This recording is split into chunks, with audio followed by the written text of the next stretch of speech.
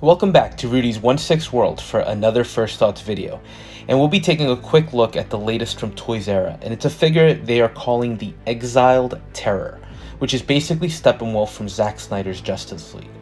So before we jump in, I know this one is a little bit late, but I did have to head to work this morning, so I didn't have a chance to sit down and record this and put my thoughts together until now.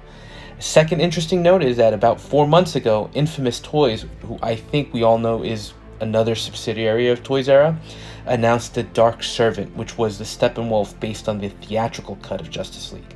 And during that First Thoughts video, I actually kind of lamented that they went with that option over the one we're seeing here, because I think when you compare the two, it's really clear that the Snyder cut version is just visually the superior looking version of the character. So of course, here we are a few months later, and Toys R Us just delivered and announced that exact version of the character that I thought was what they should have gone with in the first place. And my initial thought was this not only looks better theatrically, but I think as a figure also looks better than the theatrical version that Infamous Toys is releasing. Now this is going to be a huge figure, coming in a little over 18 inches, so it's just a tad smaller than the Cull Obsidian we got from Infamous, which if you saw the review is massive. For Justice League, I think this seems to be pretty much in scale for the character, and I think he'll look great next to all the members of the league. So looking at the figure, I think the sculpt is definitely a highlight, and I'm crossing my fingers that what we're seeing here is a new turn for Toys R Us. Their John Walker wasn't perfect, but it was a pleasant surprise, and their Zemo also seems to be on par or even better, and I should have that one soon to confirm.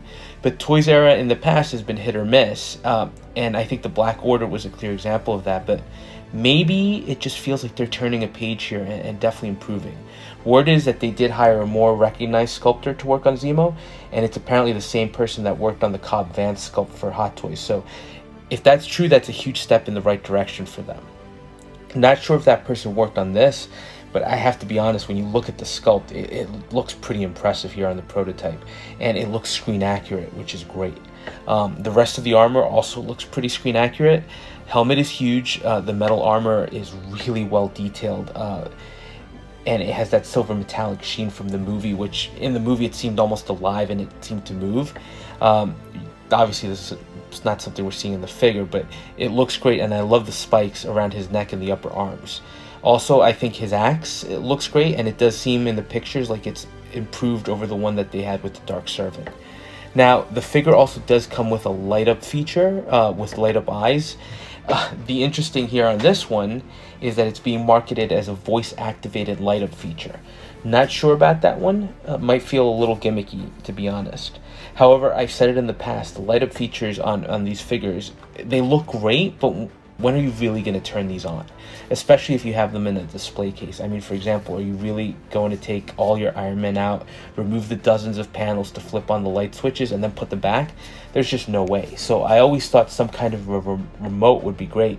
So I do have to give Toys R Us credit for being creative here and trying something different.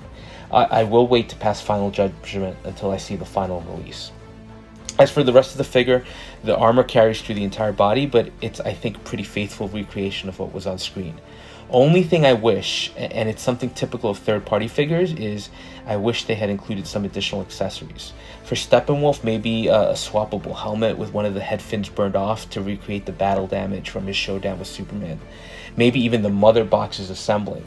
Items like that would be great to help us have some alternate display options. Cost-wise, I've seen him online in the $350 range, which puts him on par with that infamous Cull Obsidian. So at least from a price perspective, it seems to make sense. One word of caution though, if you are thinking of getting him, $350 isn't cheap, and with these big figures, I would expect much more limited posability. And hopefully we don't get loose joints, which would be a deal breaker for this guy, and that was an issue I had with Cull Obsidian. Also, I would expect the final product to be a little softer than this, but if Toys R Us can come close to the proto on the final production piece, I think it could be a really solid effort for them. And I think this is where third-party companies continue to fill that void. Hot Toys isn't making these. There's not much money for them to invest in something like this, it seems. In arts, they're just trying to break into the market, and they're focusing on those safe bet figures like Joker, Pennywise. So in-step companies like Toys R Us and So-So, and I think for collectors, we at least have the chance to own a figure of a character that wouldn't otherwise be released. I think it looks great to me. Will I be getting him?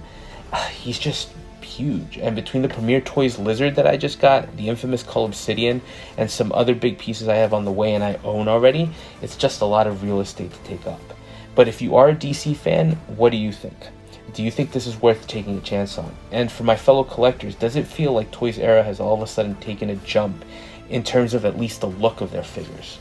Let me know your thoughts. And as always, thank you for watching, and if you are finding the content somewhat enjoyable and are so inclined, please comment and subscribe, and we'll touch base on the next video.